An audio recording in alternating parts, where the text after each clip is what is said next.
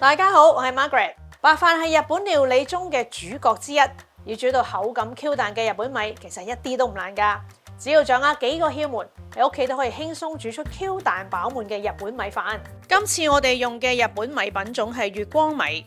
首先用量杯量取3杯米，將米放入碗中，跟住我哋嚟洗米，將米表面嘅雜質洗走，加入足夠嘅水冚過晒啲米，用手輕輕兜圈，跟住倒晒啲水。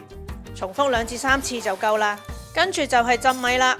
按刻度加水浸30分鐘。要浸咁耐嘅原因係要預先俾啲水分滲入米粒，煮出嚟嘅飯就會更加鬆軟飽滿。浸米時間可以按喜好去調整，想口感煙韌啲呢，就可以縮短時間，按自己嘅喜好同埋煮咩餸去調校你最啱心水嘅口感。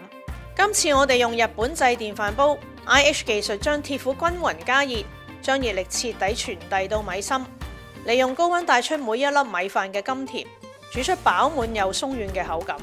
揀返平時用開嘅煮飯模式，撳掣就得啦。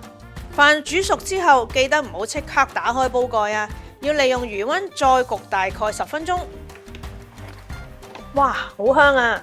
焗完後分4次輕輕翻起啲飯，避免壓扁，等啲蒸氣散下。呢幾個步驟絕對唔可以睇少。全部都係煮出美味日本米飯嘅重要秘訣嚟㗎。睇下啲飯幾 Q 彈鬆軟。